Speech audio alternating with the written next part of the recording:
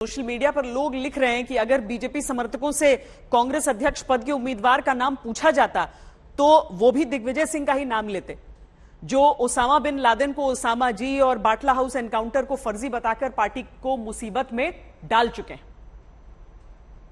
Bharatiya Janata party ISI से पैसा ले रहे हैं, इस पर थोड़ा ध्यान दीजिए। और एक बात और बताऊं, पाकिस्तान से आईएसआई के लिए जासूसी मुसलमान कम कर रहे हैं, गैर मुसलमान ज्यादा कर रहे हैं, इस बात को भी समझ लीजिए। कांग्रेस अध्यक्ष पद के संभावित प्रत्याशियों में दिग्विजय सिंह का नाम सामने आते ही उनके पुराने बयान चर्चा में आ गए हैं, जिन पर सफाई देने से कांग्रेस पार्टी आज भी बचती है। दहशतगर्दी को किसी ने जन्म लिया है तो अडवाणी जी की रथ यात्रा ने हमारे देश का हालात बिगाड़े हैं। दिग्विजय सिंह कांग्रेस के एक ऐसे नेता हैं जो पार्टी को अक्सर अपने बयानों से बगले झांकने को मजबूर कर देते हैं। हिंदू आतंकवाद हो या फिर आरएसएस को लेकर दिग्विजय सिंह के बयान, पार्टी कई बार खुद को दिग्विजय सिंह के बयान से अलग कर चुकी है। कहीं भी बम फटता है तो कहीं मुर्शी का नाम आ जाता है, कहीं लश्कर तोयबा का नाम आ जाता है, कहीं इंडियन मुजाहिदीन का नाम आ जाता है। चाहे समझौता एक्सप्रेस में बम फटा हो, चाहे हैदराबाद के मक्का मस्जिद में बम फटा हो, ये सारा के सारे अभिनव भारत संघ जो आरएसएस की एक शाखा है, उसी के लोग शामिल हैं। दिग्विजय सिंह पर बीजेपी का सबसे बड़ा आरोप हिंदू आतंकवाद को लेकर है। बीजेपी का दावा है कि अल्पसंख्यकों को खुश करने के लिए दिग्विजय सिंह ने यूपीए की सरकार में हिंदुओं को जानबूझकर बदनाम किया। आरएसएस से उनकी पुरानी अदावत है, जिसकी तुलना उन्होंने प्रतिबंधित पीएफआई से कर दी। इनके खिलाफ कार्रवाई हो रही है तो संघ के खिलाफ कार्रवाई क्यों नहीं हो रही है? विश्व हिंदू परिषद के खिलाफ कार्रवाई क्यों नहीं हो रही? उनके खिलाफ भी होना चाहिए। पीएफआई और संघ की तुलना समान? निश्चित तौर पे जो नफरत फैलाता है, धार्मिक उन्माद फैलाता है, वो एक थाली के चट्टे बटते हैं, एक दूसरे के पूरक है। आरएसएस पर इस तरह के बयान की वजह से ही दिग्विजय सिंह को अदालतों के चक्कर लगाने पड़ रहे हैं। लेकिन इस तरह की बातें करना दिग्गी राजा की राजनीति का अटूट हिस्सा है, जिसमें अलकायदा के आतंकवादी को ओसामा जी कहकर संबोधित करना उनके सियासी जीवन के सबसे विवादित बयान में से एक है। मिलिट्री एकेडमी के 100 गज दूर पर ये ओसामा जी जो है कई वर्षों से रह रहे थे। बाटला हाउस एनकाउंटर को भी दिग्विजय सिंह फर्जी बताकर कांग्रेस को बुरी तरह से घिरवा चुके हैं। ने वहाँ की फोटोग्राफ्स देखी हैं, उससे मैं पूरी तरह से कन्विंस्ड हूँ कि वो एनकाउंटर सही नहीं था।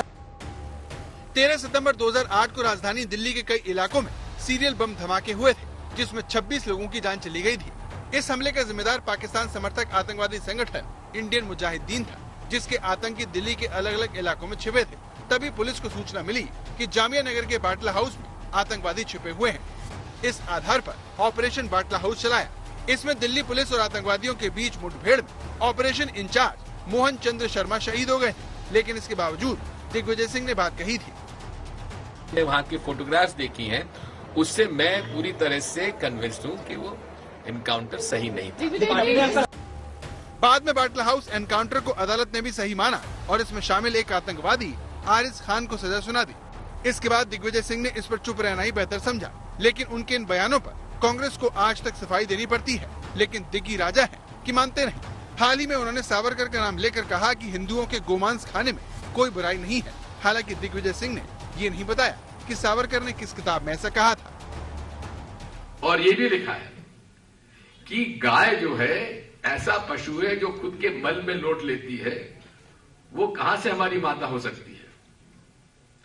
और उसका गौमांस खाना में कोई खराबी नहीं है, ये सावरकर जी ने खुद ने कहा है। आरएसएस और भगवा आतंक पर घिरे रहने वाले दिग्विजय सिंह महिलाओं को लेकर भी विवादों में घिरते आए हैं।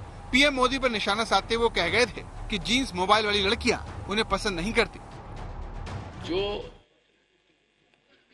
40 और 50 साल की महिलाएं हैं, वो थोड़ा सा मोदी से ज्यादा प्रभावित हैं, लेकिन लड़कियां जो जीन्स पहनती हैं, मोबाइल रखती हैं, वो इससे प्रभावित नहीं है। इसी कार्यक्रम में दिग्विजय सिंह ने दावा किया था कि साल 2024 में अगर पीएम मोदी दोबारा चुनाव जीते हैं तो भारतीय संविधान बदलकर आरक्षण भी खत्म कर देंगे। लेकिन अपने इस दावे को लेकर दिग्विजय सिंह ने कभी कोई सबूत पेश नहीं किया। दिग्विजय का बयान देने का यही उत्साह बीजेपी को बहुत रास आता है, जिसे घर बैठे बिठाए दिग्विजय सिंह मुद्दा दे देते हैं। विरोधियों की तरह पार्टी के नेता भी दिग्विजय सिंह के बयानों के शिकार होते हैं। 9 साल पहले का ही मामला लीजिए, जब मंदसौर में दिग्विजय सिंह ने अपनी ही पार्टी की महिला सांसद पर आपत्तिजनक टिप्पणी कर डाली थी। मुझे भी 40-42 साल का अनुभव है, मैं भी पुराना जौहरी हूँ राजनीतिज्ञों का। थोड़ी सी बात पता पड़ जाता कौन फर्जी है कौन सही है। ये 100 टच माल है। इस अभद्र टिप्पणी पर दिग्विजय सिंह ऐसे घिरे कि सफाई देनी पड़ी, लेकिन उन्होंने इसके बावजूद विवादित बयान देने का सिलसिला नहीं छोड़ा, जिसने पार्टी को कई बार शर्मिंदा किया है। आज तक ब्यूरो।